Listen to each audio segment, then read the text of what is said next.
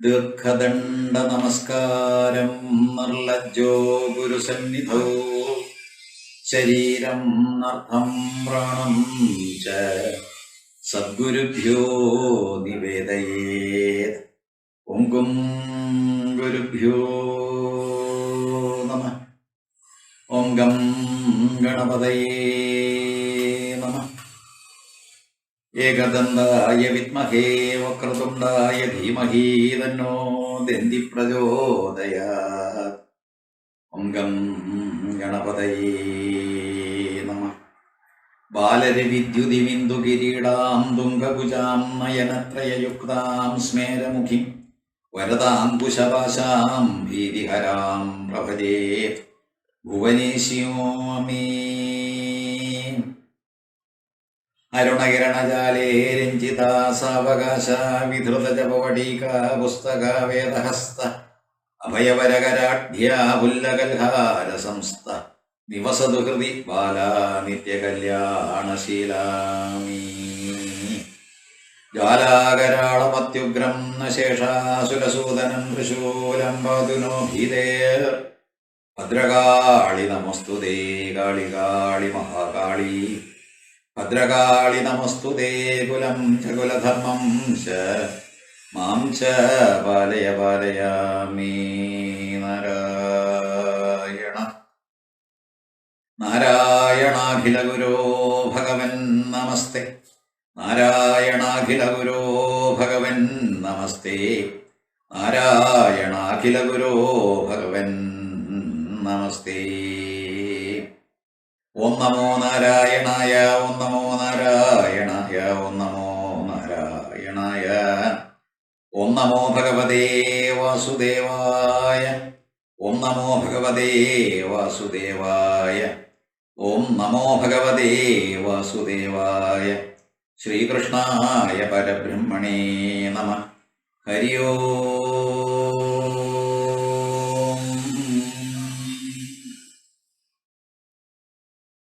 ജനന മരണഭീനനായിട്ടുള്ള ഈശ്വരൻ, പരമാത്മാവെന്നും അല്ലെങ്കിൽ അത്തരത്തിൽ പരബ്രഹ്മമെന്നും എല്ലാം തന്നെ പറയുന്ന ഈശ്വരൻ സത്യത്തിൽ ജനനമില്ല, മരണമില്ല. ന ജായതേ മ്രിയതേ വാ കഥാചിൻ നായം ഭൂത്വാ ഭവിത വാ നഭൂയ. ഇതാണല്ലോ വേദവേദാന്തങ്ങളിലൂടെ കടന്നു വരുമ്പോൾ നാം കണ്ടെത്തുന്ന ഈശ്വരന്റെ മഹിമ, ആത്മാവിന്റെ മഹിമ തന്നെ. അപ്പോൾ അത്തരത്തിലുള്ള ഈശ്വരൻ അവതരിക്കുന്നു ഓരോരോ മൂർത്തികളായിട്ട്, വരാഹമൂർത്തിയായിട്ട്, നരസിംഹമൂർത്തിയായിട്ട്. ഇനിയിപ്പോൾ അടുത്ത് തൃതീയ സ്കന്ധത്തിൽ വരാനിരിക്കുന്നത് കപിലവാസുദേവന്റെ അവതാരമാണ്.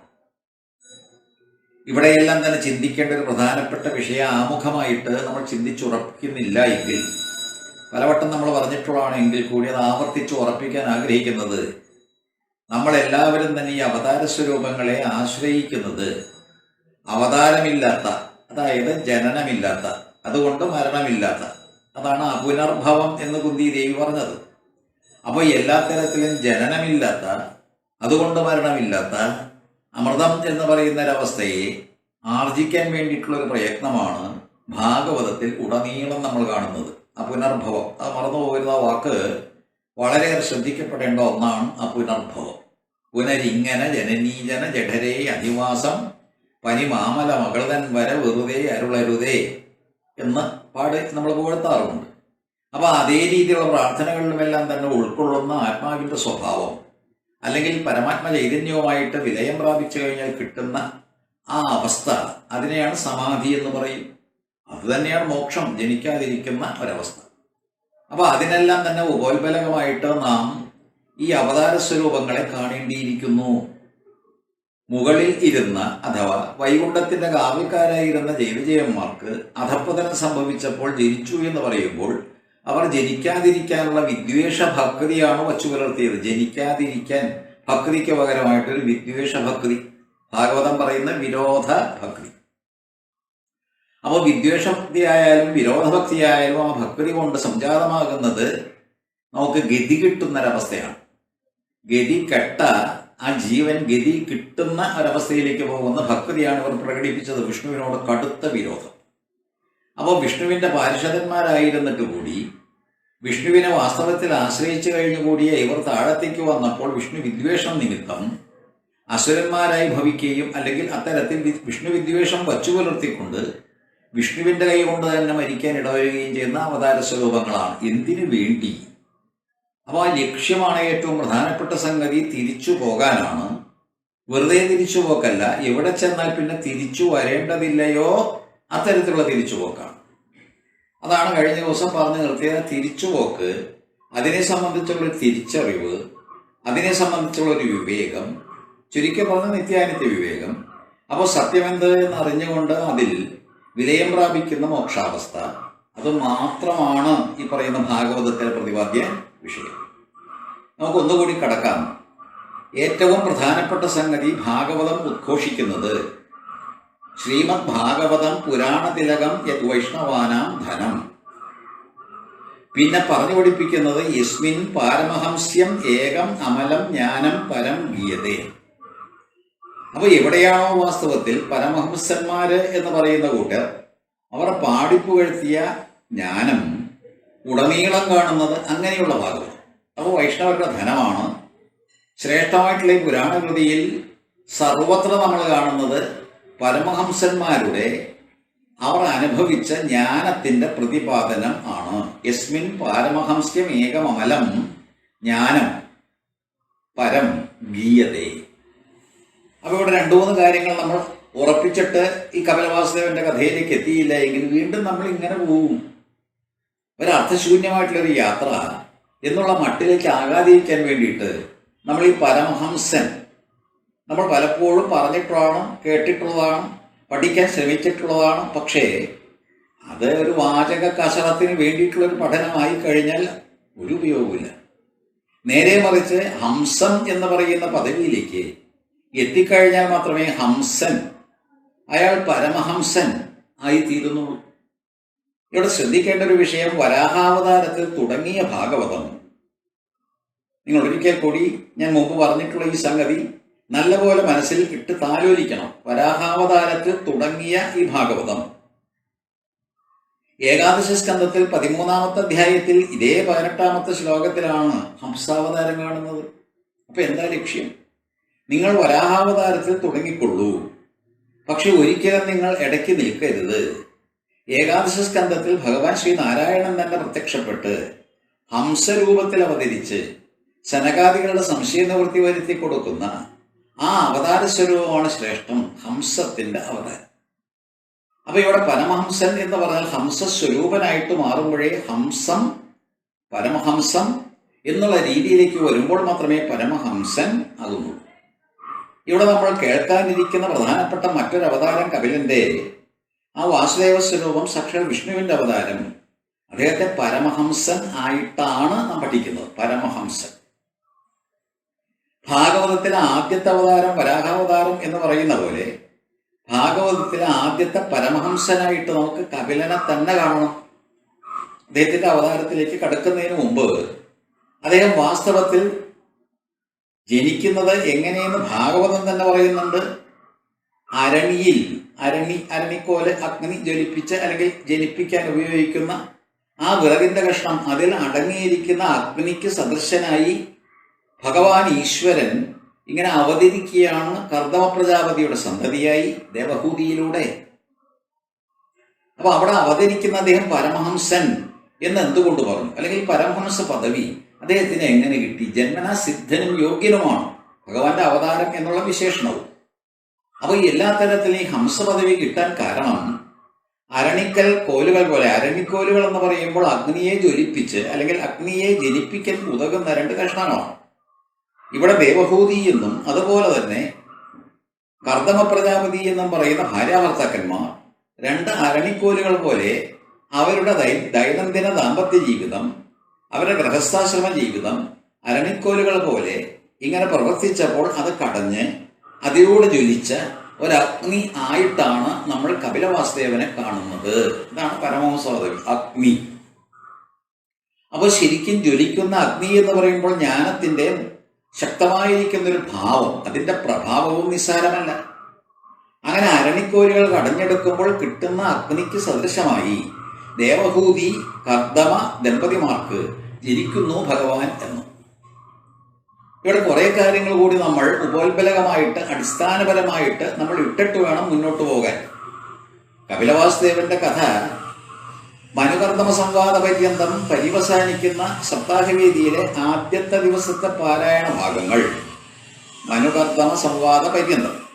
അത് കഴിഞ്ഞാൽ പിന്നെയാണ് നമ്മൾ ഈ കർദമ പ്രജാപതിയുടെ സന്തതിയായി ജനിക്കുന്ന ഭഗവത് സ്വരൂപത്തെ കപിലവാസുദേവനെ കാണുന്നത്. ആദ്യത്തെ ദിവസം തൃതീയ സ്കന്ധത്തിലെ 22-ാമത്തെ അധ്യായം വരേക്ക് എന്നാണ് വിധി. മനുവും കർദമ പ്രജാപതിയും തമ്മിലുള്ള സംവാദത്തിലാണ് വന്നു നിൽക്കുന്നത്. അതിനു മുമ്പേ തന്നെ വരാഹാവതാരം, വരാഹമായിട്ട് ഭഗവാൻ അവതരിക്കാൻ ഇടവന്ന കഥ, ജയവിജയന്മാരുടെ അധപ്പതനം, ഇതെല്ലാം തന്നെ സവിസ്തരം ഈ വിതരമൈത്രേയ സംവാദ രൂപത്തിൽ ഭാഗവത്തിൽ കണ്ടു. എന്നിട്ട് 22-ാമത്തെ സ്കന്ധത്തിൽ വന്നപ്പോഴാണ് മനു കർദമ പ്രജാപതിയുമായിട്ട് കണ്ടുമുട്ടി സംസാരിക്കാൻ. ആ സംവാദത്തിന്റെ രീതിയിലാണ് ആദ്യത്തെ ദിവസം അവസാനിക്കുന്നത്. ആദ്യത്തെ ദിവസത്തെ നമ്മൾ പറഞ്ഞ ശുഭേച്ഛ എന്നാണ്. ഒരിക്കൽ കൂടി മനസ്സിലേക്ക് കൊണ്ടുവരൂ. ഈ ശുഭേച്ഛ എന്ന് പറയുന്നത് 7 സോപാനങ്ങളിൽ ആദ്യത്തെ സോപാനം. ആ സോപാനത്തിന്റെ പ്രത്യേകത കഴിഞ്ഞ ദിവസം നമ്മളിങ്ങനെ പറഞ്ഞു, ദുശങ്ക നിവർത്തിച്ച് ബ്രഹ്മജ്ഞാനം ലഭിപ്പാൻ ആശിച്ചിടുന്നതിനെ ചൊല്ലും ശുഭേച്ഛ എന്നായി. നമ്മുടെ ലക്ഷ്യമെല്ലാം തന്നെ ബ്രഹ്മജ്ഞാനം ലഭിക്കാൻ വേണ്ടിയിട്ടാണ്. ഈശ്വരനാര് അഹം ബ്രഹ്മാസ്മി എന്ന് പറഞ്ഞ് അവസാനിപ്പിക്കുന്ന ഭാഗവതത്തിൽ ഞാൻ തന്നെയാണ് ബ്രഹ്മം എന്ന് പറഞ്ഞ് ഉറപ്പിക്കുന്നതിന് ബ്രഹ്മത്തെ വ്യക്തമായിട്ട് അറിയാൻ, നല്ല സാക്ഷാത്കാരത്തിന്റെ പദവി അലങ്കരിക്കാൻ വേണ്ടിയിട്ടുള്ള ഒരു യാത്ര ആദ്യത്തെ ദിവസം തുടങ്ങുക. ദുശങ്ക നിവർത്തിച്ച് ബ്രഹ്മജ്ഞാനം ലഭിക്കാൻ ആശിച്ചിടുന്നതിനെയാണ് ശുഭേച്ഛ എന്ന് പറഞ്ഞത്. ഏതായാലും കപിലാവതാരം വരുമ്പോഴേക്ക് 2-ാമത്തെ ദിവസമായി. 2-ാമത്തെ ദിവസം രാവിലെ തന്നെ നമ്മൾ കപിലന്റെ അവതാരം വഹിക്കും. അത് കഴിഞ്ഞ് ദേവഹൂതിക്ക് കർദമ പ്രജാപതിക്ക് ഉപദേശം കൊടുത്തതിന് ശേഷം ദേവഹൂതിക്ക് ഉപദേശം കൊടുത്ത് സാക്ഷാൽ ജഗതീശ്വരൻ ആ ദേവഹൂതിക്ക് മോക്ഷപ്രാപ്തിക്കുള്ള അർഹത മുഴുവൻ നേടിക്കൊടുക്കുകയാണ്. ജ്ഞാനപ്രതിപാദനമാണ്. അപ്പൊ 2-ാമത്തെ ദിവസത്തിന്റെ പ്രത്യേകത എന്താ? വിചാരണ എന്നാണ് പറയുക. ശുഭേച്ഛ, വിചാരണ, തനുമാനസ, സത്വാപത്തി, അസംസക്രി, പദാർത്ഥാഭാവിനി. അത് കഴിഞ്ഞാൽ 7-ാമത്തെ തുരീയ. അപ്പൊ ഇത്തരത്തിൽ 7 പദവികൾ, 7 പടവുകൾ, 7 സോപാനങ്ങൾ.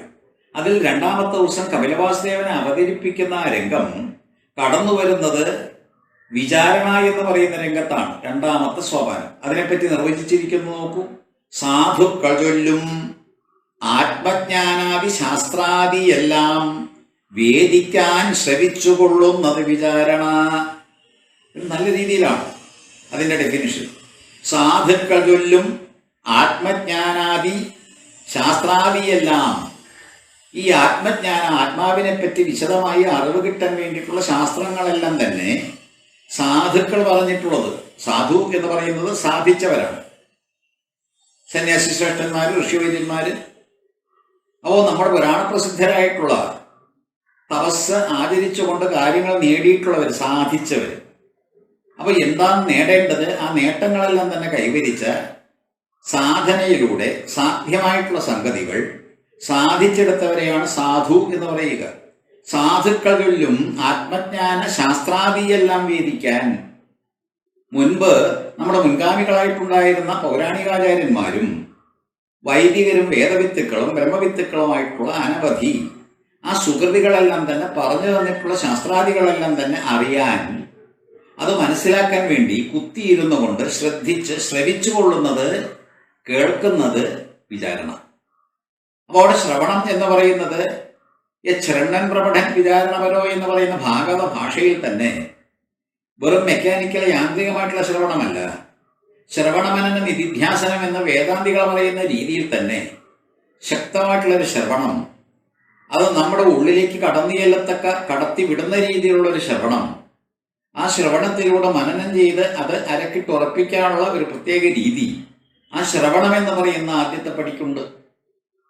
ഇവിടെയും രണ്ടാമത്തെ ദിവസം വിചാരണ എന്ന് പറയുന്ന പദവി ആ സോപാനത്തിൽ ഇരുന്നു കൊണ്ട് പൂർവികരായിട്ടുള്ളവർ നമുക്ക് പറഞ്ഞു തന്നിട്ടുള്ള ശാസ്ത്രാദികൾ, എന്തിനുള്ള ശാസ്ത്രം? ബ്രഹ്മജ്ഞാനം ലഭിക്കാൻ, ഈശ്വരനെ കണ്ടുപിടിക്കാൻ, അല്ലെങ്കിൽ ബ്രഹ്മം എന്ന് പറയുന്നത് എന്ത് എന്ന് മനസ്സിലാക്കാൻ വേണ്ടിയിട്ടുള്ള ശാസ്ത്രാദികളെല്ലാം തന്നെ സശ്രദ്ധം ശ്രവിക്കാനുള്ള വേദിയാണ് രണ്ടാമത്തെ ദിവസത്തെ വിചാരണം. ആ വേദിയിലാണ് ആദ്യം തന്നെ കടന്നു വരുന്നു പരമംശനായിട്ടുള്ള സാക്ഷാൽ കപിലവാസുദേവൻ. അദ്ദേഹത്തിന്റെ ജന്മത്തിന്റെ ചില പ്രത്യേകതകൾ മാത്രം നമുക്കൊന്ന് ചിന്തിച്ചു നോക്കാം. ജനിക്കുന്നത് 10ാമത്തെ കുട്ടിയായിട്ടാണ്. 10ാമത്തെ കുട്ടിയായിട്ട് ജനിക്കുന്നതിന് മുൻപ് 9 കുട്ടികൾ, 9ഉം പെൺകുട്ടികളാണ്.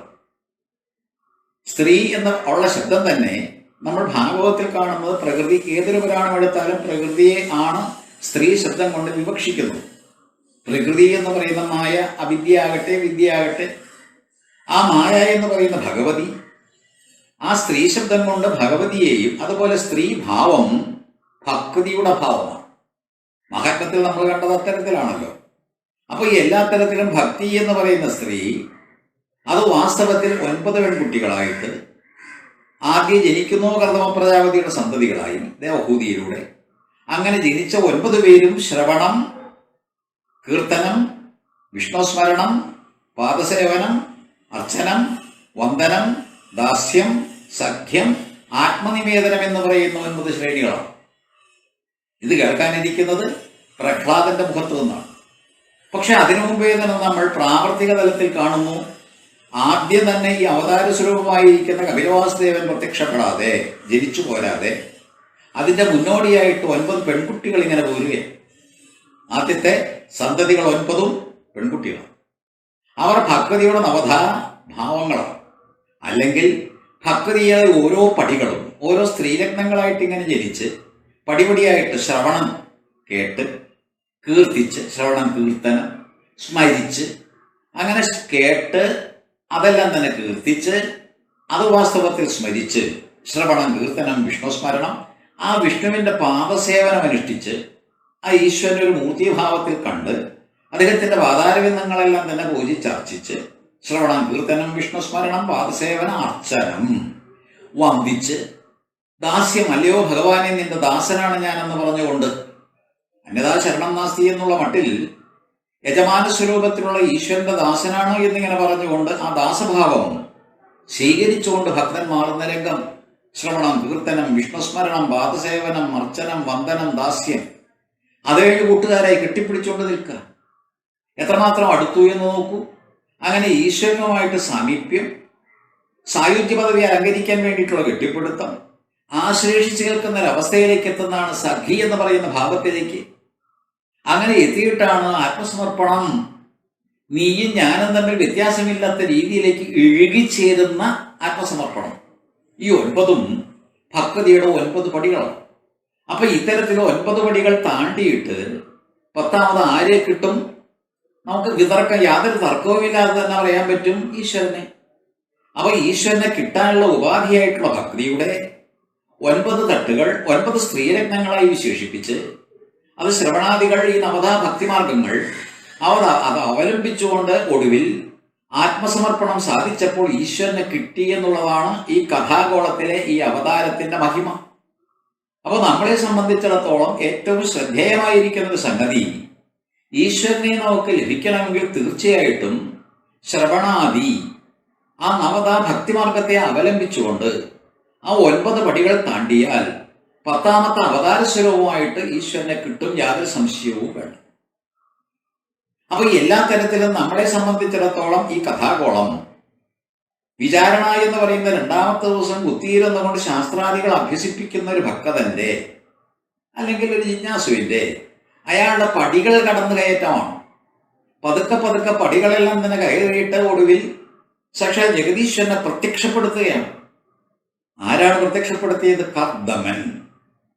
അവിടെയും തന്റെ ഭർത്താവായിരിക്കുന്ന, അല്ലെങ്കിൽ കർദമൻ എന്ന് പറയുന്ന പ്രജാപതി സാധാരണ ഒരു വ്യക്തിയല്ല എന്ന് പേരുകൊണ്ട് തന്നെ കാണാം, കർദമനാണ്. എത്രമാത്രം ദമം ശീലിച്ചിട്ടുണ്ട് എന്ന് പറയാൻ നിവർത്തിയില്ല. അത്രമാത്രം ശാരീരികവും മാനസികവും ബൗദ്ധികവുമായിട്ടുള്ള സകലതിനെ നിയന്ത്രിച്ച് തന്റെ ചൊൽപ്പടിക്ക് നിർത്തിയിരിക്കുന്ന ഒരു മഹാനുഭാവനാണ് കർദമൻ. ഭർത്താവ് ഭർത്താവ് അത്തരത്തിലാണ്. അപ്പൊ ഈ ഭർത്താവ് കർത്തവനായിരിക്കെ ഭാര്യ എങ്ങനെയായിരിക്കണം? ദേവഹൂതിയാണ്. ദേവഹൂതി എന്ന് പറയുമ്പോൾ സകലതും ഈശ്വരന് സമർപ്പിച്ചുകൊണ്ട് ജീവിക്കുന്നവൾ. ഭാര്യ എന്ന് പറയുന്ന ബുദ്ധിയാണ് എന്നുകൂടി ഭാഗവതം ഘോഷിക്കുകയാണ്. അപ്പോൾ ജീവൻ എന്ന് പറയുന്ന കർത്തവൻ ഭർത്താവ്, ജീവൻ. ആ ജീവൻ ദമ ശമ ശീലങ്ങൾ ഉള്ള ഒരു ഈശ്വരഭാവം, ഒരു പ്രത്യേക ഭാവം. അത്തരത്തിലുള്ള ഭാവമാണ് ഈ ജീവൻ. ഈശ്വരൻ തന്നെയാണ്. പക്ഷെ അതിന്റെ പൂർണ്ണത, അതിൻ്റെതായിട്ടുള്ള പൂർണ്ണ സാക്ഷാത്കാരത്തിലേക്ക് കടക്കാൻ വേണ്ടിയിട്ട് ബുദ്ധിയുടെ, ഭാര്യയുടെ സഹായവും കൂടി വേണം. ആ ബുദ്ധിയാണെങ്കിൽ ദേവഹൂതി. ആർക്കു തോന്നും ഇത്തരത്തിലുള്ളൊരു ചിന്ത? തന്റെ സകലതും സമർപ്പിക്കുക എന്ന് പറയുന്നത്, മുഴുവൻ ഈശ്വരങ്ങൾ സമർപ്പിക്കുക എന്നത്, ആഹൂതി ചെയ്യുക എന്നുള്ളത്, എനിക്ക് പ്രത്യേകിച്ച് അതൊന്നും വേണ്ട എന്നുള്ള മട്ടിൽ സർവ്വതും ഈ പ്രാപഞ്ചികത എല്ലാം തന്നെ ത്യജിച്ചുകൊണ്ട് സകലതും ഇങ്ങനെ ഈശ്വരങ്ങൾ സമർപ്പിക്കുന്ന ആ ആഹൂതി എന്ന രീതിയിലേക്കുള്ള ബുദ്ധി, ഭാര്യയായിട്ട് ദേവഹൂതിയായിട്ട്.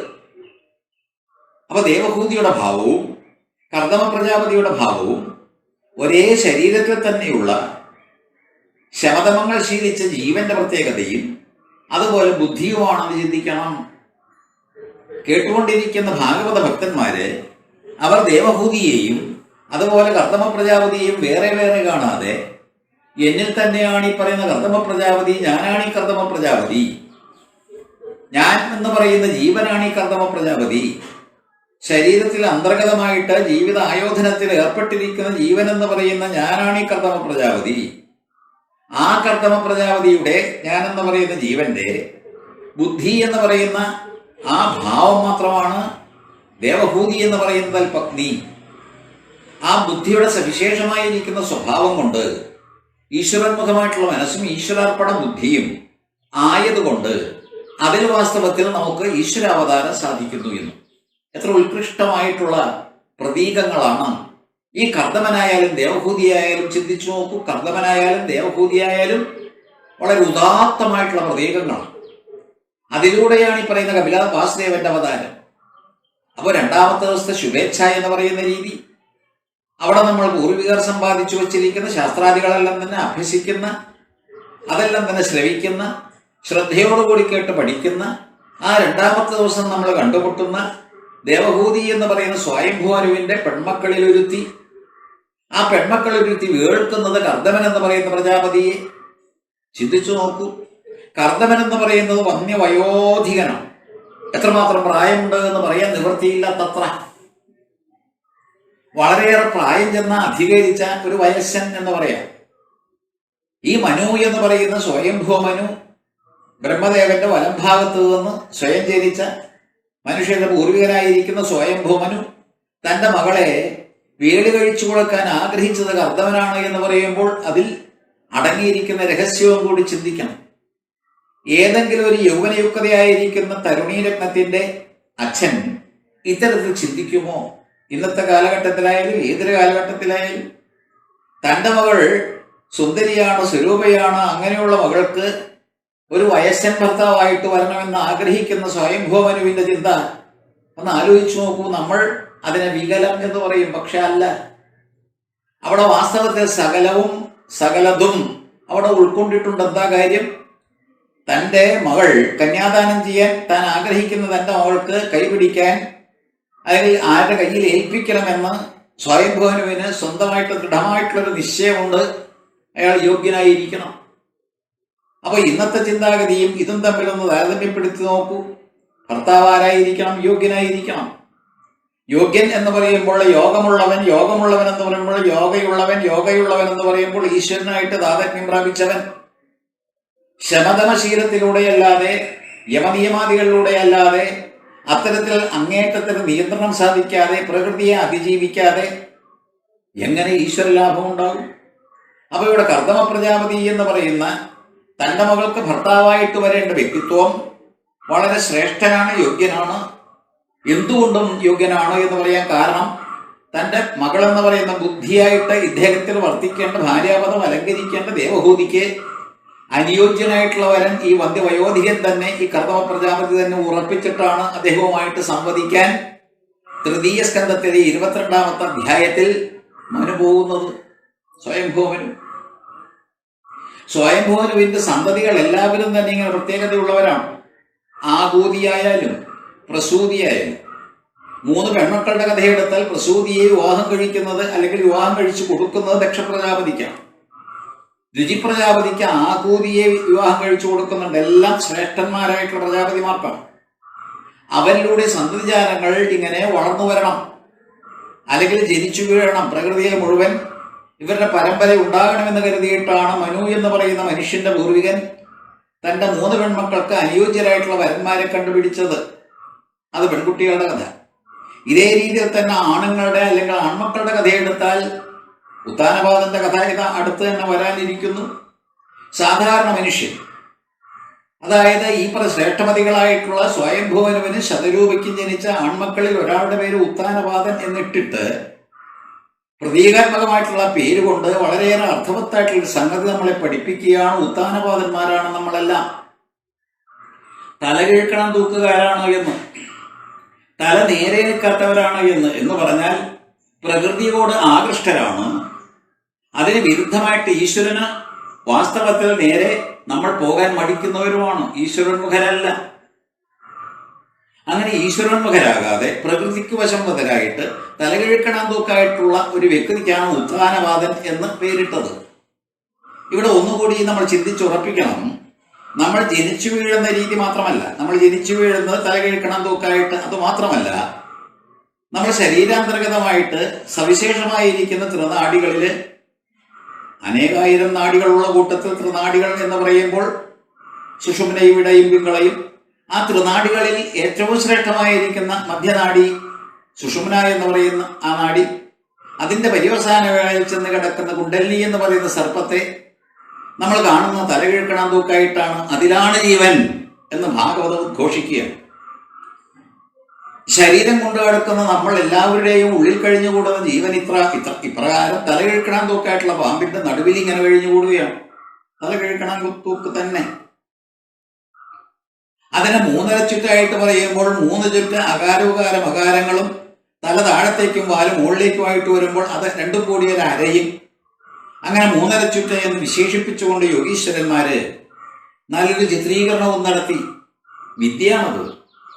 അപ്പോൾ വളരെ അപാരമായിരിക്കുന്ന വിദ്യയില് പ്രകൃതി എന്ന് പറയുന്ന മഹാമായയെ ഒരു സർപ്പാകൃതിയെല്ലാം തന്നെ കൊടുത്ത് 3 ചുറ്റാക്കി ചിത്രീകരിച്ച് അകാരോകാരമകാരങ്ങളും നാദവും ബിന്ദുവുമായിട്ടുള്ള അത്തരത്തിൽ ആ 5 കാര്യങ്ങൾ ഉൾക്കൊള്ളുന്ന 3 ചുറ്റായിട്ട് അതിനെ താഴ്ത്തു കൊണ്ടുവന്നിട്ട് തലകിഴക്കണം തൂക്കായി ചിത്രീകരിച്ച് അതിൽ നമ്മുടെ ജീവനെ ഇട്ട് പ്രകൃതിയിൽ കഴിഞ്ഞുകൂടുന്ന നമ്മൾ ഉത്താനപാദൻ. ഉത്കൃഷ്ടം. ഇതെല്ലാം തന്നെ മനസ്സിൽ വെച്ചുകൊണ്ട് ഭാഗവത്തിലൂടെ കടന്നു പോയാൽ കാര്യങ്ങളെല്ലാം തന്നെ എളുപ്പം നമുക്ക് മനസ്സിലാക്കാൻ സാധിക്കും. അത് കഴിഞ്ഞിട്ട് വേറൊരു ആൺകുട്ടിയുടെ പേരാണ് പ്രിയവ്രതൻ. പ്രിയവ്രതൻ എന്ന് പറയുന്ന വാക്കും വളരെ ശ്രദ്ധേയം. പ്രിയം വ്രതത്തിലാണ്. അനുഷ്ഠാനങ്ങളിലും ആചാരങ്ങളിലും ധർമ്മത്തിന്റെ ആ പ്രഭവസ്ഥാനമായിരിക്കുന്ന ആചാര അനുഷ്ഠാനങ്ങളിൽ പ്രാധാന്യം കൊടുത്തുകൊണ്ട് ആധ്യാത്മികമായിട്ടുള്ള അന്വേഷണം നടത്തിക്കൊണ്ട് ഇരുട്ടിനെ കാംക്ഷിക്കാതെ വെളിച്ചത്തെ തന്നെ കാംക്ഷിച്ചുകൊണ്ടുള്ള ഒരു കഥാപാത്രമാണ് പ്രിയവ്രതൻ. ഉത്താനപാദന്റെ കടകവിരുദ്ധം ആയിട്ടുള്ളൊരവസ്ഥ. കടകവിരുദ്ധം ഇത്രമാത്രം ഈക്വലി അല്ലെങ്കിൽ ശരിക്കും ഓപ്പോസിറ്റ് ആയിട്ടുള്ള അല്ലെങ്കിൽ വളരെയേറെ വിരുദ്ധമായിട്ടുള്ളൊരു കഥാപാത്രത്തെയും ജനിപ്പിച്ചത് ഈ സ്വയംഭുവനു ശതരൂപ ദമ്പതികളാണ്. പ്രപഞ്ചത്തിൽ കടന്നു വന്നിരിക്കുന്ന ജീവന്മാര് ഉത്താനപാദന്മാരുമാകും പ്രിയവ്രതന്മാരുമാകും എന്ന്. ആഹൂതിയെ പോലെ ദേവഹൂതിയെ പോലെയാകും, ആഹൂതിയെ പോലെയാകും, അല്ലെങ്കിൽ പ്രസൂതിയെ പോലെയാകും. വ്യത്യസ്തങ്ങളാണ് ഈ 5. അപ്പോൾ എല്ലാ തരത്തിലും ജനിച്ചു വീണ ഈ മനുഷ്യ സമൂഹത്തിൽ ഓരോരുത്തരും എത്തരത്തിലുള്ളവരാണോ എന്ന് കാണിക്കാൻ വേണ്ടിയിട്ടുള്ള കഥാപാത്രങ്ങളെ വേദവ്യാസ് അദ്ദേഹത്തിന്റെ സൃഷ്ടി കൊണ്ട് സ്വയംഭുവനുവിനെ തുടർന്നിങ്ങനെ നമുക്ക് ഇട്ടു തന്നിരിക്കുകയാണ് ഭാഗവതത്തിൽ. ഇതര പുരാണങ്ങളിലും ഈ കഥാപാത്രങ്ങളെ കാണാം. അതെല്ലാം തന്നെ ചിന്തിച്ചുറപ്പിക്കാൻ വേണ്ടിയിട്ട് ഇട്ടിരിക്കുന്ന കാര്യങ്ങളാണ്. അപ്പൊ ഈ ശുഭേച്ഛ എന്ന് പറയുന്ന ആദ്യത്തെ സോപാനം കഴിഞ്ഞ് 2ാമത്തെ സോപാനത്തിലേക്ക് കടക്കുമ്പോൾ 2ാമത്തെ ദിവസം ശ്രേഷ്ഠമതിയായിരിക്കുന്ന കപിലാചാര്യനെ കാണുമ്പോൾ നാം പരമഹംസന്മാരുടെ പദവിയിലേക്ക് കടക്കാൻ പ്രേരിതരാകുകയാണ്. ശാസ്ത്രജ്ഞാനമാണ് ആവശ്യം. പൂർവികർ കണ്ടുപിടിച്ചിട്ടുള്ള ശാസ്ത്രം, അതിൻ്റെ അഭ്യാസം, അതിലൂടെ നേടേണ്ട നേട്ടങ്ങളെല്ലാം തന്നെ പ്രകീർത്തിക്കപ്പെടുന്ന ഒരു ദിവസമാണ് 2ാമത്തെ ദിവസം. അന്ന് ശ്രദ്ധാലുക്കളായിട്ട് നമ്മൾ കേൾക്കണം. അതുകൊണ്ട് അതിനൊരു വിചാരണ എന്ന് പേര് കിട്ടിയെന്ന്. അതിന്റെ നിർവചനം ഒന്നുകൂടി ശ്രദ്ധിക്കൂ. സാധുക്കൾ ചൊല്ലും ആത്മജ്ഞാനാദി ശാസ്ത്രാദിയെല്ലാം വേദിക്കാൻ ശ്രദ്ധിച്ചുകൊള്ളുന്നത് വിചാരണ, ശുഭേച്ഛ വിചാരണ. ഇനി കപിലവാസുദേവന്റെ അവതാരത്തിലേക്ക് കടക്കുന്നതിന് മുന്നോടിയായിട്ട് സംഭവിച്ചത് ഞാൻ പറഞ്ഞു. ഭക്തിയുടെ പാരമ്യത്തിൽ മാത്രമാണ് ഈശ്വര സൃഷ്ടി. പ്രയോഗിച്ച വാക്ക് ശ്രദ്ധിച്ചു നോക്കൂ, ഈശ്വര സൃഷ്ടി. സർഗവിസർഗ ലീലകളെല്ലാം തന്നെ ഭഗവാന്റേതാണെങ്കിൽ കൂടി ഭഗവാനെയും നമ്മൾ സൃഷ്ടിച്ചെടുക്കുന്നുണ്ട്. ഭഗവാന്റെ സൃഷ്ടി, ഈശ്വരന്റെ സൃഷ്ടി എന്ന് പറയുന്ന സൃഷ്ടജാലങ്ങൾ വീണ്ടും ഭഗവാൻ സൃഷ്ടിച്ചുകൊണ്ട് ഭഗവാനിലേക്ക് കടന്നു പോവുകയാണ്. വളരെ രസകരമായിരിക്കുന്ന ഒരു രീതി എന്ന് പറയാം. പ്രപഞ്ചമെല്ലാം തന്നെ ഉണ്ടായത് ഈശ്വരനിൽ നിന്ന്. ഈശ്വര ശരീരമാണ് ഈ കാണുന്ന സകല പ്രപഞ്ചത്തിൽ സകല സംഗതികളും എല്ലാം ഈശ്വരന്റെ ശരീരം. അപ്പോൾ ശരീരമില്ലാത്ത ഈശ്വരന് ശരീരം ഉണ്ടെങ്കിൽ എന്തായിരിക്കും? അതാണ് ഈ പ്രപഞ്ചം. ശരീരമില്ലാത്ത എനിക്ക് നിങ്ങൾക്ക് ശരീരം ഉണ്ടായാൽ എങ്ങനെ ഇരിക്കും? അപ്പോഴാണ് ഈ നാമരൂപങ്ങൾ. നായരായി നമ്പൂരിയായി അത്രത്തിൽ ജാതി നാമാദികളെല്ലാം തന്നെ വന്നുകൂടുന്നത് ശരീരം എടുത്തപ്പോൾ, ശരീരമില്ലാത്ത എനിക്ക് ശരീരം ഉണ്ടായപ്പോൾ. അപ്പോൾ അതേ രീതിയിൽ നമ്മൾ ഈ പ്രകൃതിയെ വിശകലനം ചെയ്ത് പ്രകൃതിക്ക് അതീതമായിരിക്കുന്ന ഈശ്വരനിലേക്ക് എത്തിച്ചാലുള്ള വിദ്യ അവിടെയും ഇവിടെയുമായിട്ട് ഇങ്ങനെ ഒളിപ്പിച്ചു വെച്ചിരിക്കുന്ന ഭാഗവത കഥാകോളങ്ങളിൽ വളരെ ശ്രേഷ്ഠമായിരിക്കുന്ന ഒരു അവതാരമാണ് അടുത്ത് കടന്നു വരുന്നത്. അതിന്റെ മുന്നോടിയായിട്ട് കുറെ കാര്യങ്ങൾ പറഞ്ഞു. എന്നിട്ട് മുന്നോടിയായിട്ട് തന്നെ വേറെ ചില കാര്യങ്ങൾ കൂടി അവതരിപ്പിക്കാം. ദേവഹൂത്യബി, ദേവഹൂതിയുടെ പ്രത്യേകത പറഞ്ഞ ബുദ്ധിയാണ്. ഈശ്വരങ്ങൾ സമർപ്പിച്ചിരിക്കുന്ന ബുദ്ധിയാണ്, സ്വാർത്ഥതയില്ലാത്ത. ഇതെല്ലാം തന്നെ ധനിക്ക് കെട്ടിപ്പിടിക്കണം അല്ലെങ്കിൽ വെട്ടിപ്പിടിക്കണം എന്നുള്ള ചിന്താഗതിയില്ലാതെ എല്ലാം ഈശ്വരങ്ങൾ സമർപ്പിച്ചുകൊണ്ട് ചെയ്യുന്ന ഏതൊരു വ്യക്തിത്വമാണോ അതിന് ദേവഭൂതി എന്ന് പറയാം. ആണുപെണ്ണ് വ്യത്യാസമില്ലാതെ പറയാം. അതുകൊണ്ടാണ് ഭാര്യാഭർത്താക്കന്മാരെ ഭിന്നശരീരികളായിട്ട് കാണാതെ അവനവന്റെ ശരീരത്തിൽ തന്നെയുള്ള ജീവനും ബുദ്ധിയുമാണ് എന്ന് ഇപ്പോഴേ ഉറപ്പിച്ചുകൊണ്ട് മുന്നോട്ട് പോയാൽ ഭാഗവത കഥകളെല്ലാം തന്നെ വളരെ എളുപ്പമായിട്ട് തീരും മനസ്സിലാക്കാൻ. ഒന്നുകൂടി, ദേവഹൂത്യപി സന്ദേശം ഗൗരവേണ പ്രജാപതേ സമ്യക് ശ്രദ്ധായ പുരുഷം കൂടസ്ഥം അഭജദ്ഗുരും. ഇതിനു മുൻപുള്ള ഭാഗങ്ങളൊക്കെ നമുക്ക് നോക്കാനിരിക്കുന്നു. പക്ഷേ ആ അവതാരം മാത്രം ഒന്ന് കടന്നിട്ട് വീണ്ടും ഒന്ന് ശ്രദ്ധ വെച്ച് പുലർത്തിക്കൊണ്ട് വിശകലനം ചെയ്യാൻ വേണ്ടിയിട്ടാണ്. ദേവഹൂത്യപി സന്ദേശം ഗൗരവേണ പ്രജാപതേ. ഈ കർദമ പ്രജാപതി എന്തെല്ലാമാണോ ഈ ദേവഹൂതിയോട് പറഞ്ഞത് അതെല്ലാം തന്നെ സശ്രദ്ധം കേട്ടു. ആ സന്ദേശമെല്ലാം തന്നെ ഉൾക്കൊണ്ടു. ഈ സന്ദർഭമായപ്പോഴേക്ക് ഇതിനു മുന്നത്തെ ആ രംഗങ്ങളിലെല്ലാം തന്നെ 9 പെൺകുട്ടികൾ ജനിച്ച കഥയെല്ലാം തന്നെ പറഞ്ഞു കഴിഞ്ഞു. പ്രകൃതിയുടെ സന്തതികളാണ് സ്ത്രീകൾ എന്ന് പറയുമ്പോൾ. അപ്പൊ ആദ്യം പ്രകൃതിയാ ഉള്ളതൊക്കെ ഇനി പുരുഷനിലേക്കാണ്. ആ 2 വാക്കുകൾ മറക്കാതിരിക്കുക, പ്രകൃതി, പുരുഷൻ. അപ്പൊ ഈ പ്രകൃതി എന്ന് പറയുന്ന പുരുഷനിൽ നിന്നുണ്ടായത് അതിനെ നമ്മൾ സ്ത്രീ എന്നോ എന്ത് വേണമെങ്കിലും വിശേഷിപ്പിക്കാൻ അത്തരത്തിലാണ് കൈകാര്യം ചെയ്യേണ്ടത്. അങ്ങനെയുള്ള പ്രകൃതിയുടെ പ്രതീകങ്ങളായിട്ടുള്ള 9 പെൺകുട്ടികൾ ഭക്തിയുടെ 9 മാർഗങ്ങളാണെന്നും കൂടി നമ്മൾ ചിന്തിച്ചുറപ്പിച്ചു. ഏതായാലും അതെല്ലാം തന്നെ ആദ്യം ജനിച്ചു വീണു. പിന്നെ പ്രകൃതി കഴിഞ്ഞില്ലേ? അപ്പോൾ പ്രകൃതിയെ നമ്മൾ അതിജീവിച്ചാൽ ആരെ കിട്ടും? പുരുഷനെ കിട്ടും. ശരീരം എന്ന് പറയുന്ന പ്രകൃതിയെ നമ്മൾ തച്ചുടച്ച് അതിനെ അതിജീവിച്ചു കഴിഞ്ഞാൽ നമ്മുടെ ഉള്ളിൽ കുടികൊള്ളുന്ന പുരുഷൻ, പുരത്തിൽ ശയിക്കുന്നവൻ പുരുഷൻ. അപ്പൊ ഈ പുരത്തിൽ ശയിക്കുന്ന പുരുഷനെ കിട്ടണമെങ്കിൽ എന്ത് വേണം? ശരീരം ഉടയ്ക്കണം. ഇതെല്ലാം തന്നെ ഒടുവിലൊടുവിൽ വരുമ്പോൾ കുറച്ചുകൂടി വ്യക്തമാകും. ഭാഗവത അത്തരത്തിലാണ് നടന്ന് നീങ്ങുന്നത്, കടന്നു കയറുന്നത്. അപ്പൊ അതേ രീതിയിൽ ശരീരം എന്ന് പറയുന്ന പ്രകൃതിയെ അതിജീവിക്കുകയാണ് ഈ 9 പെൺകുട്ടികളിലൂടെ.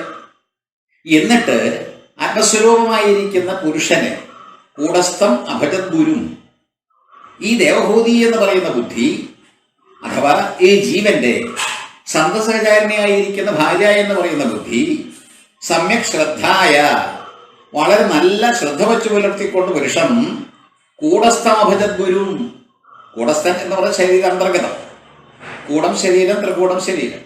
അപ്പോൾ നമ്മുടെ ശരീരത്തിൽ കൂടി കൊള്ളുന്ന പുരത്തിൽ ശയിക്കുന്ന ആ പുരുഷനെ നല്ല ഭംഗിയായിട്ട് അദ്ദേഹം ഈ പറയുന്ന ദേവഹൂതി എന്ന് പറയുന്ന ഭാര്യ ബുദ്ധി ആ പുരുഷനെ ഭജിച്ചു.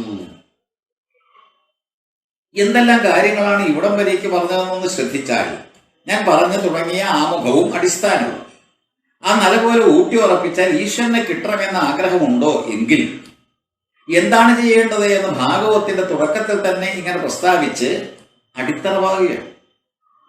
നേരത്തെ പറഞ്ഞ പരമഹംസ പദവി എളുപ്പമല്ല, അങ്ങനെ കയറി അങ്ങനെ ഓടിച്ചെന്ന് പിടിച്ചെടുക്കാം എന്നുള്ള വ്യാമോഹം വേണ്ട.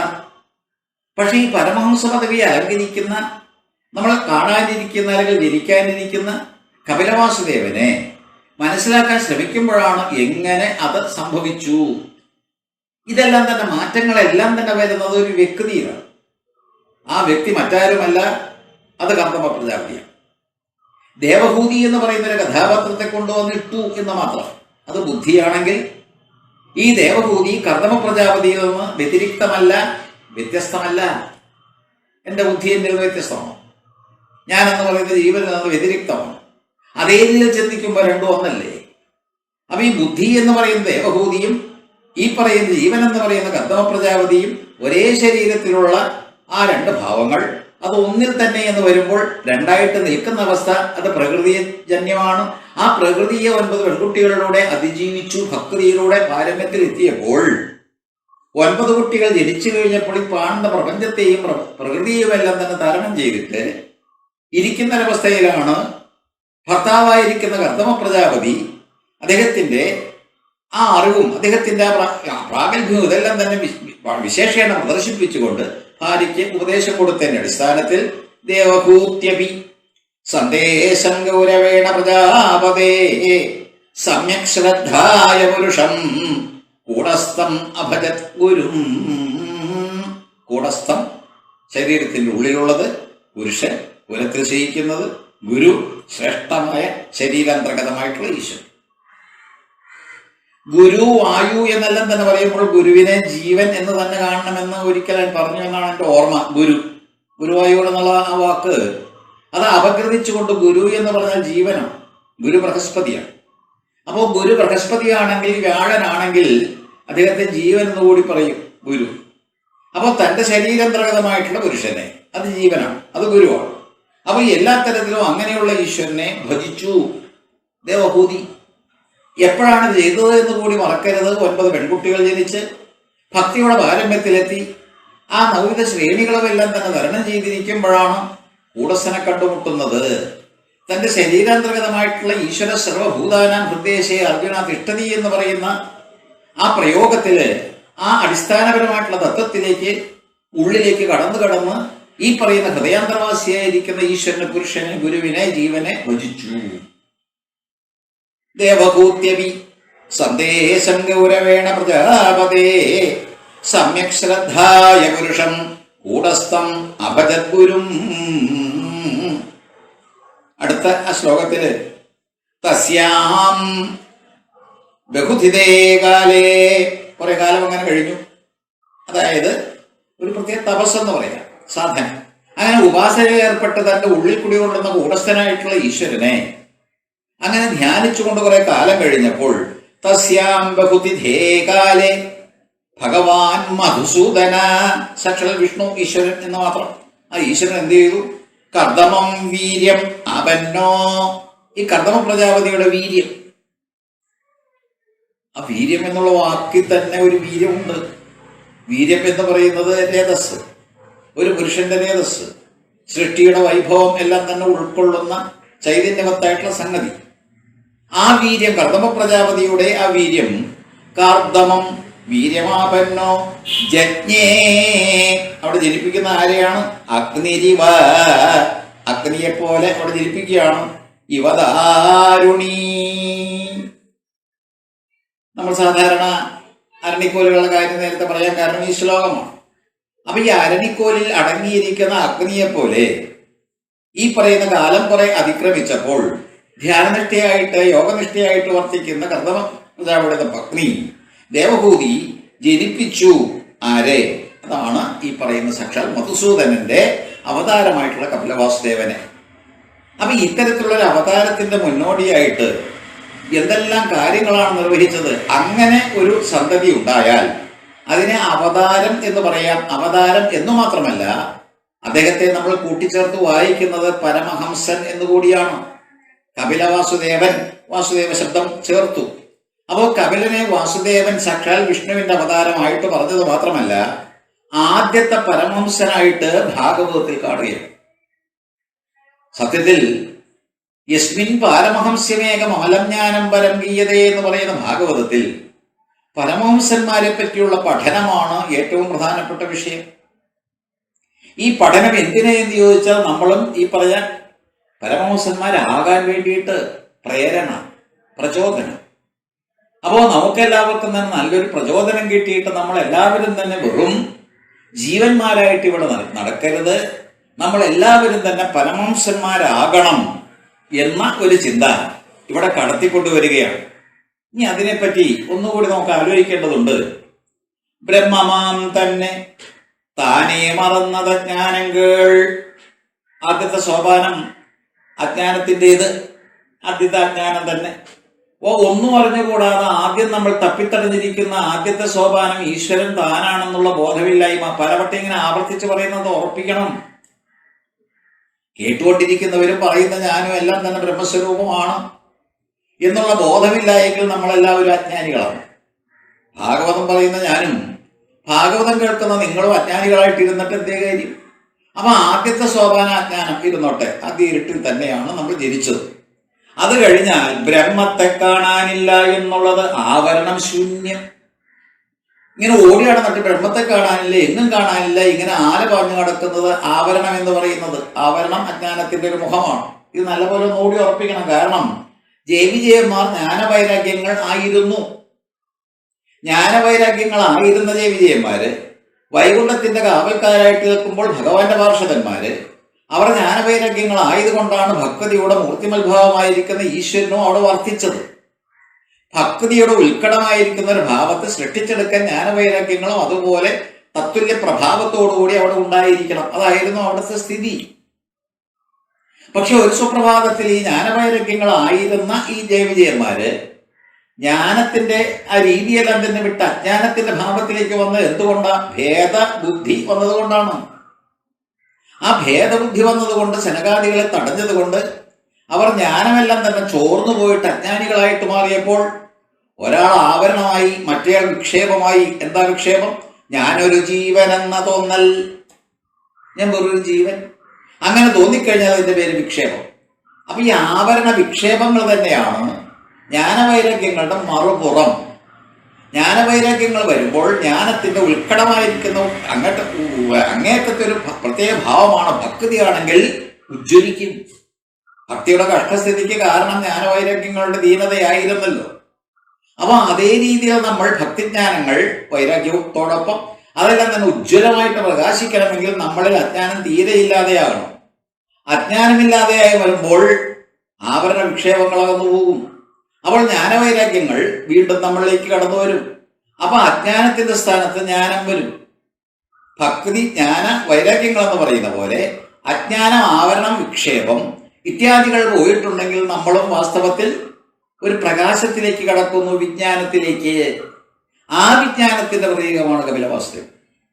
അപ്പൊ ഈ കപിലവാസുദേവൻ സത്യത്തിൽ അവതരിച്ചു വരുന്നത് വിജ്ഞാനം പകർന്നു തരാൻ വേണ്ടിയിട്ട് സാഖ്യയോഗ ആചാര്യനായിട്ടും മറ്റുമാണ്. ജ്ഞാനം നമ്മളിൽ ഉണ്ടായിരിക്കണം. അപ്പോൾ ഭാഗവത്തിൽ തുടക്കത്തിലെ തന്നെ ഒരു യുക്തിബോധമോ യുക്തിഭാവമോ, യുക്തിവാദം ഇന്നത്തെ യുക്തിവാദമൊന്നുമല്ല, ഏതായാലും ഈ യുക്തിഭാവം ഉണ്ടാക്കിയെടുക്കാൻ വേണ്ടിയിട്ടുള്ള ഉത്കൃഷ്ടമായിട്ടുള്ള അവതാരത്തെ ആദ്യം ഇട്ടുതരികയാണ്. നമ്മളിലും നിത്യാനിത്യ വിവേകം വേണം എന്ന് ചുരുക്കം. നിത്യാനിത്യ വിവേകം എന്നുള്ള പദമാണ് നല്ലത്. സത്യത്തെയും അസത്യത്തെയും വേർതിരിച്ചാൽ ഉള്ള കഴിവ്, അത്തരത്തിൽ വേർതിരിച്ചറിയാനുള്ളൊരു കഴിവ്, തിരിച്ചറിവ് ഉണ്ടാക്കിയെടുക്കാനുള്ളൊരു കഴിവ്, അത് ഉണ്ടാക്കിയെടുക്കാനുള്ള ജ്ഞാനോപദേശമാണ് ദേവഭൂതിക്ക് ഇനി ഈ കപിലവാസുദേവൻ നൽകാൻ പോകുന്നത്. അപ്പോൾ കപിലവാസുദേവന്റെ അവതാരത്തിൽ അടങ്ങിയിരിക്കുന്ന അതിനടിസ്ഥാനപരമായിട്ടുള്ള കാര്യങ്ങൾ മുഴുവൻ പരിശോധിക്കുമ്പോൾ ലക്ഷ്യം ഒന്നേയുള്ളൂ. അമ്മ എന്ന് പറയുന്ന ആ ബുദ്ധിയെ, കർദമ പ്രജാപതി എന്ന് പറയുന്ന ജീവനെ, രണ്ടും ഒന്നിച്ച് ചിന്തിക്കണമല്ല. രണ്ടായിട്ട് ഇങ്ങനെ രണ്ടുപേരും രണ്ടിടത്തേക്ക് പോയി. കർദമ പ്രജാപതി കപിലവാസുദേവൻ ജനിച്ച ഉടനെ എന്റെ തപസ്സിന് പോയി, ഇനി ദേവഭൂതി ഉപദേശം കേട്ടിട്ട് അതും തപസ്സിന് പോയി. അങ്ങനെ മൂന്നായിട്ട് തിരിഞ്ഞു എന്നുള്ള ചിന്ത വന്നാൽ ഭാഗവതം മനസ്സിലാകില്ല. ഒരിക്കൽ കൂടി പറയണമാവോ? ജീവൻ എന്ന് പറയുന്ന നമ്മളെല്ലാവരും തന്നെ ഉൾക്കൊള്ളുന്ന ആ ഈശ്വര സ്വരൂപവും ബുദ്ധി എന്ന് പറയുന്ന നമ്മുടെ അവിഭാജ്യമായിരിക്കുന്ന ഘടകവും രണ്ടും രണ്ട് എന്ന് ചിന്തിച്ചാൽ അവിടെ ഈശ്വരൻ എന്ന് പറയുന്ന കപിലവാസുദേവൻ മൂന്നാമത് ഒന്ന് എന്ന് കരുതിയിട്ട് മൂന്ന് വഴിക്ക് പോയാൽ നമുക്ക് കിട്ടേണ്ടത് കിട്ടുകയില്ല എന്ന് ബോധ്യമായോ ആവോ? അപ്പൊ ഏതായാലും നമ്മളെ സംബന്ധിച്ചിടത്തോളം ബുദ്ധി തന്നെ ദേവഹൂതി എന്ന് ഉറപ്പിച്ചുകൊണ്ടും നമ്മുടെ ജീവൻ തന്നെയാണ് ഈ പറയുന്ന കർത്തമ പ്രജാപതി എന്ന് ധരിച്ചുകൊണ്ടും കപിലവാസുദേവൻ അവർക്ക് ജനിക്കുന്ന ഒരു ഈശ്വരസ്വരവുമായിട്ട് ചിന്തിച്ചുകൊണ്ടും നമ്മൾ മുന്നോട്ട് പോകുമ്പോൾ മൂന്നും ഇഴുകിച്ചേർന്നിട്ട് ഒന്നാകും.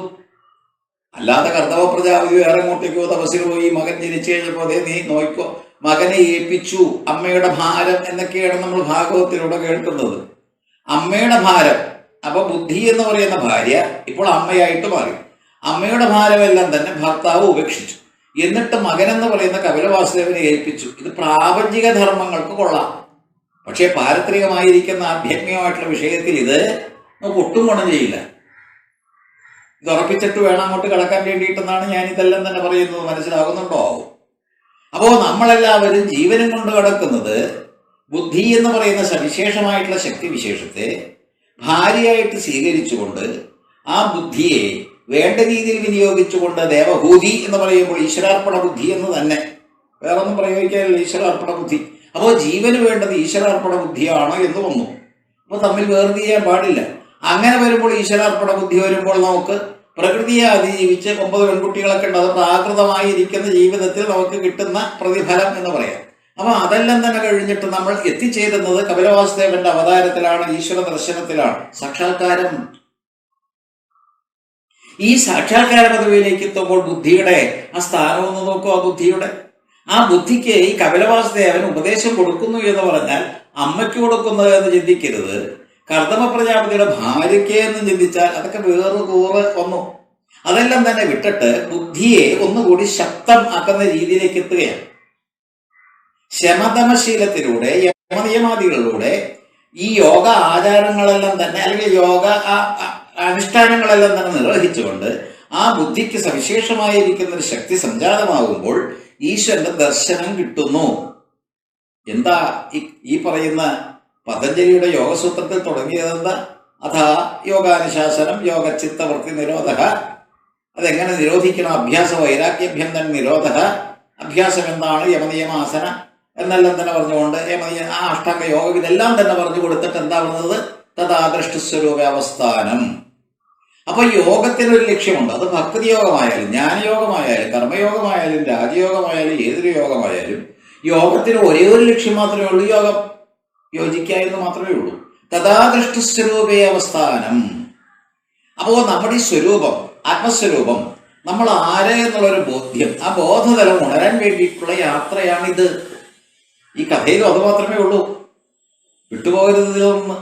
നമ്മുടെ ഭാഗവത ഭക്തന്മാര് ഒരു തരത്തിലോ കഥയെല്ലാം തന്നെ പറഞ്ഞിട്ട് അത് കഴിച്ചു കൂട്ടി ഇങ്ങനെ മുന്നോട്ട് പോകുമ്പോൾ അതെല്ലാം തന്നെ മറന്നു. ആ രീതിയിലല്ല നമ്മൾ കർദമ പ്രജാപതിയെ പോലെയായി.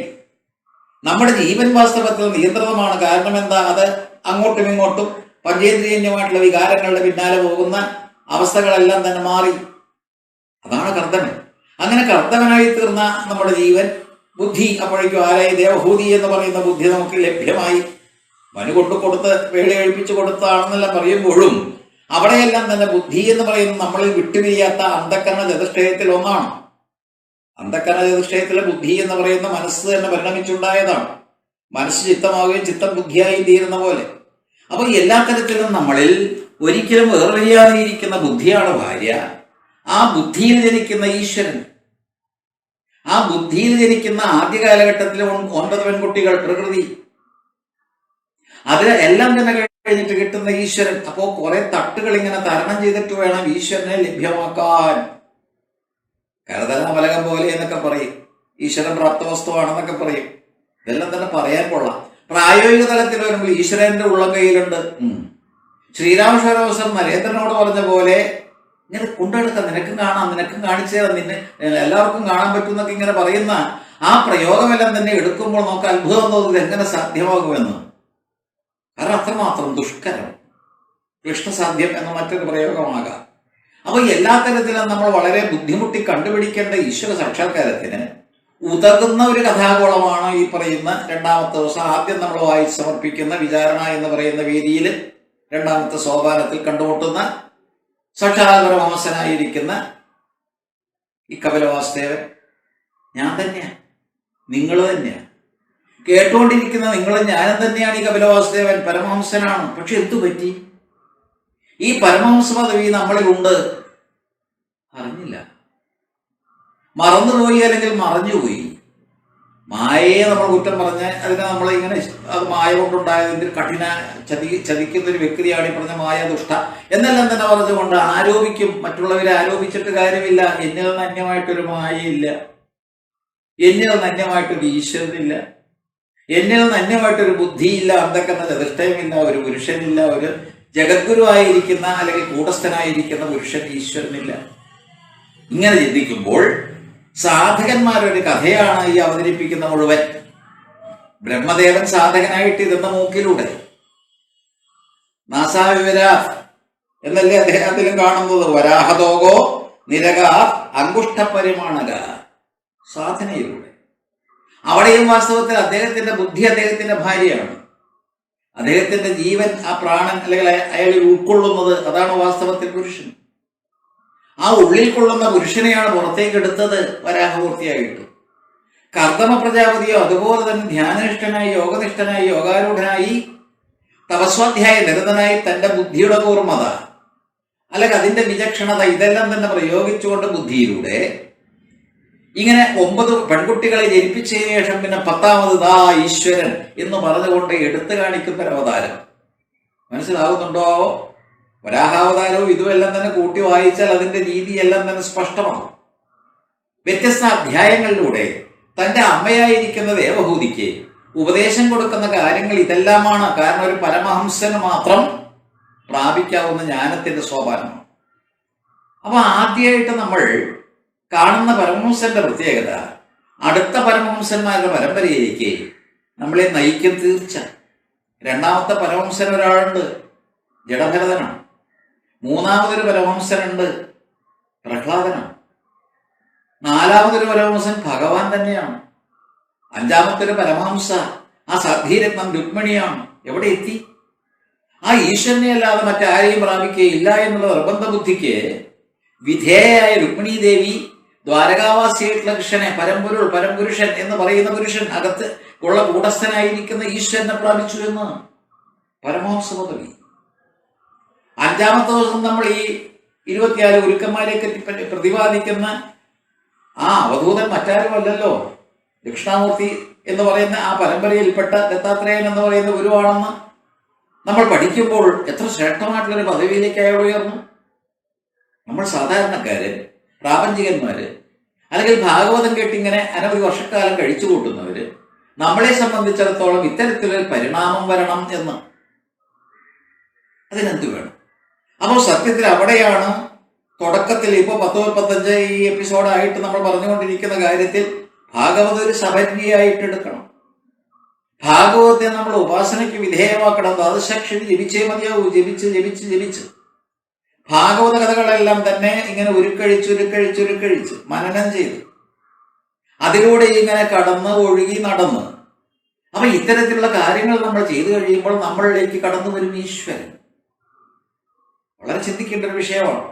ഹിന്ദുക്കളുടെ സനാതനമായിരിക്കുന്ന ധർമ്മത്തിന്റെ ഈ പ്രത്യേകത മറ്റുള്ളവർ മനസ്സിലാക്കാത്തത് കൊണ്ടാണ് കളിയാക്കുക, വൃത്തികേടുകൾ പറഞ്ഞുണ്ടാക്കുക.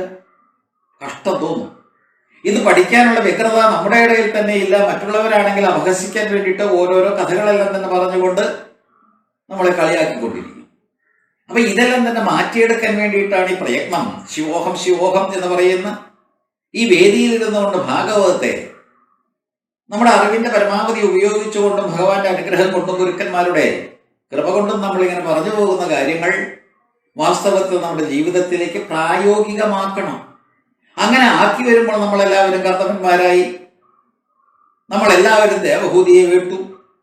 ദേവഹൂതി എന്ന് പറയുന്ന ബുദ്ധി, ജീവൻ എന്ന് പറയുന്ന കർത്തവ പ്രജാപതിയായ ഞാനും നമ്മൾ രണ്ടുപേരും കൂടി നിതാന്തമായിട്ട് ഇങ്ങനെ സന്തത സഹചാരികളായിട്ട് ഈശ്വര സേവയിലൂടെ കടന്നുപോയപ്പോൾ 9 പെൺകുട്ടികളുടെ ജന്മം അത്തരത്തിൽ പ്രകൃതിയെ അതിജീവിച്ചു, ഭക്തിയുടെ പാരമ്യത്തിലെത്തി, ആത്മസമർപ്പണം എന്ന് പറയുന്ന അവസ്ഥയിലേക്ക് എത്തിയപ്പോൾ നമ്മുടെ ജീവാത്മാവെന്ന് പറയുന്ന ജീവൻ സമർപ്പിക്കപ്പെട്ടു പരമാത്മാവിലേക്ക്. ജീവാത്മാ പരമാത്മാ ഐക്യമായി. അതും ഭാഗവതത്തിന്റെ പ്രമേയമാണ്. ഭാഗവതത്തിൽ ഒരേ ഒരു പ്രമേയം മാത്രമേ ഉള്ളൂ, ജീവബ്രഹ്മ ഐക്യം. കല്യാണം കഴിക്കാത്ത കുട്ടികളുടെ കല്യാണം നടത്തി കൊടുക്കലും, കുട്ടികളില്ലാത്തവർക്ക് കുട്ടികളുണ്ടായി, അതിനു വേണ്ടിയുള്ള പ്രയത്നിക്കലും പ്രാർത്ഥിക്കലും ഒക്കെ ഇതിന്റെ ഒരു ഭാഗമായിട്ട് വന്ന പ്രാകൃതം എന്ന് പറയുന്ന കൃത്യവും. സത്യത്തിൽ ഇതൊന്നും വേണ്ടിയിട്ടല്ല ഈ ഭാഗവതം. പരീക്ഷിത്താണ് ഇത് ആദ്യമായിട്ട് കേൾക്കുന്നത്, സുഖബ്രഹ്മമാണ് ഇത് ആദ്യമായിട്ട് അവതരിപ്പിക്കുന്നത്. അപ്പൊ ഇത്തരത്തിൽ അവതീർണമായിരിക്കുന്ന ഭാഗവതം എന്ന് പറയുന്ന ഈശ്വര സ്വരൂപം, ആ ഈശ്വര സ്വരൂപത്തെ നമ്മൾ വേണ്ട രീതിയിൽ കൈകാര്യം ചെയ്താൽ ഈ കപിലവാസുദേവൻ എന്ന് പറയുന്ന ഈശ്വരാവതാരത്തെയും നമുക്ക് ഭംഗിയായിട്ട് പഠിക്കാൻ കഴിയും. നോക്കൂ, ദേവഹൂത്യപി സന്ദേശം ഗൗരവേണ പ്രജാപതേ സമ്യക് ശ്രദ്ധായ പുരുഷം കൂടസ്ഥം അഭജദ്ഗുരും. ആ വാക്കുകളൊക്കെ അക്കമിട്ട് ഉറപ്പിക്കണം. വളരെ ശ്രദ്ധയോടുകൂടി. സമ്യക് ശ്രദ്ധായ പുരുഷം, ഉള്ളിൽ കുടികൊള്ളുന്ന ഈശ്വരൻ പുരുഷം, കൂടസ്ഥം ശരീരാന്തർഗതമായത്, അഭജത് ഭജിച്ചു, ഗുരും. ആ ഗുരുശബ്ദത്തെയാണ് വീണ്ടും വളരെ ഗൗരവമുള്ളതാണ് ഈ ജീവന്റെ ആ അവസ്ഥ, വളരെ ഗൗരവമുള്ള ജീവൻ. ബൃഹസ്പതിക്ക് മറ്റൊരു പര്യായ പദമാണല്ലോ, പലവട്ടം നിങ്ങളത് ഉറപ്പിക്കണം. ഗുരു ജീവൻ, കൂടസ്ഥൻ പുരുഷൻ. അപ്പൊ അതിനെയാണ് ഭജിക്കുന്നത്. അപ്പൊ ആരെയാ ഭജിക്കുന്നത്? വിഗ്രഹം വെച്ച് പൂജിക്കുമ്പോഴും ബാഹ്യമായിട്ടുള്ള ഈശ്വര വിഗ്രഹത്തെ ഉറ്റുനോക്കിക്കൊണ്ട് നമ്മൾ പൂജാതി കാര്യങ്ങൾ ചെയ്യുമ്പോഴും അന്തർഗതമായിട്ട് വരാൻ യാതൊരു മടിയും കാണിക്കരുതേ. തന്നിൽ അന്തസ്ഥിതരായിരിക്കുന്ന പുരുഷനെ വിട്ടിട്ടൊരു ഈശ്വര സേവ അരുതേ. അതിനുവേണ്ടി ഉപാധികളായിട്ടോ ബാഹ്യ ഉപാധികളായിട്ടോ അതെല്ലാം നമ്മൾ ചെയ്യുന്നു എന്ന് മാത്രം. നമ്മളെ സംബന്ധിച്ചിടത്തോളം നമ്മുടെ ഉള്ളിൽ കുടികൊള്ളുന്ന ആ ഈശ്വരനെ സേവിക്കലാണ് ഉപാസന. അത് കണ്ടുപിടിക്കാൻ വേണ്ടിയിട്ടുള്ള പ്രയത്നമാണ് ഈ നടത്തുന്ന മുഴുവൻ. ശുഭേച്ഛ എന്ന് പറയുന്ന ആദ്യത്തെ സോപാനം കഴിഞ്ഞ് വിചാരണ എന്ന് പറയുന്ന രണ്ടാമത്തെ സോപാനത്തിൽ ഇരുന്നുകൊണ്ട് നമ്മൾ ഈ വാസുദേവന്റെ അവതാരം ഇങ്ങനെ ശ്രമിച്ചിട്ട് അദ്ദേഹം പറഞ്ഞു കൊടുക്കുന്ന കാര്യങ്ങൾ അടുത്ത 1 മണിക്കൂർ കൊണ്ട് കുറച്ച് നമുക്ക് ശ്രദ്ധിക്കാനും ശ്രമിക്കാനും നോക്കാം. പക്ഷെ ഞാൻ പറഞ്ഞ കാര്യങ്ങൾ വിട്ടുപോകരുത്. നമ്മൾ അതായി മാറുക, അതായി തീരുക.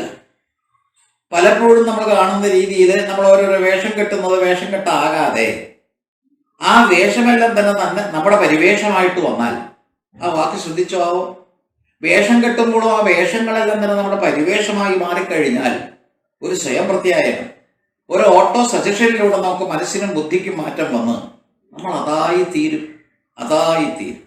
തത്വമസി എന്ന് പറയുന്ന മഹാവാക്യത്തിൽ അന്തർഗതമായിരിക്കുന്ന ഈശ്വരതത്വത്തെ, അത് എന്ന് പറയുന്ന പരമാത്മതത്വത്തെ സാക്ഷാത്കരിക്കുന്ന ജീവന്റെ ആ ഗതിയിലേക്ക് നമ്മൾ വരുമ്പോൾ നമ്മൾ പ്രഖ്യാപിക്കും, അഹം ബ്രഹ്മ പരംധാമ ബ്രഹ്മാഹം പരമം പദം.